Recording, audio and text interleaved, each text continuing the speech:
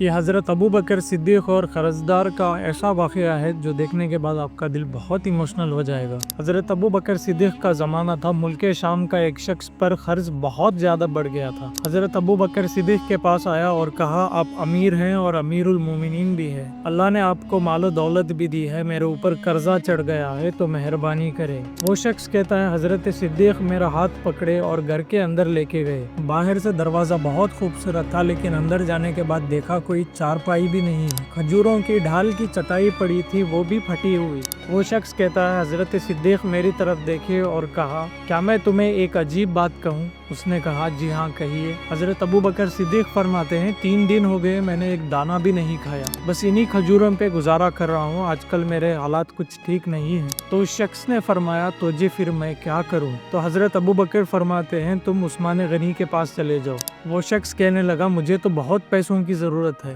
حضرت ابو بکر صدیق فرمانے لگے، جہاں پر تمہاری سوچ ختم ہوتی ہے وہاں سے عثمان کی سخاوت شروع ہوتی ہے، تمہاری سوچنے کی حد جہاں تک ہے تم نے اس سے زیادہ مل جائے گا۔ وہ شخص کہنے لگا، جی میں آپ کا نام لے لوں، میں ان سے کہوں گا کہ مجھے امیر المومنین نے بھیجا ہے۔ حضرت ابو بکر صدیق کہنے لگے، اس کی کوئی ضرورت ہی نہیں پڑے گی، جاؤ بس اتنا کہنا کہ میں مقروض ہوں اور رسول اللہ کا غلام ہوں۔ اس نے کہا، اگر وہ مجھ سے دلیل مانگے تو؟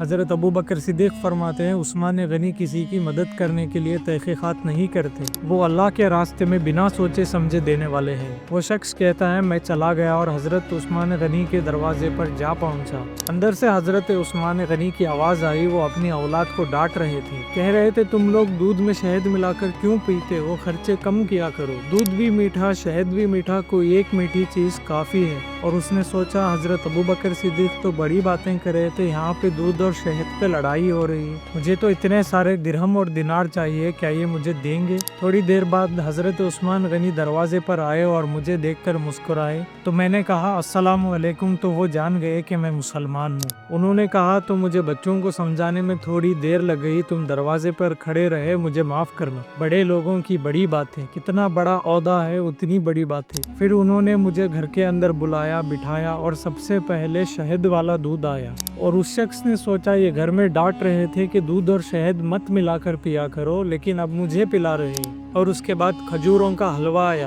اس نے کہا، بچوں سے کہہ رہے تھے 2 میٹھے چیزیں مت استعمال کیا کرو، اور میرے لیے 3 چیزیں لے آئیں، مجھے کھلایا پلایا اور پوچھنے لگے، بتاؤ کیسے آنا ہوا؟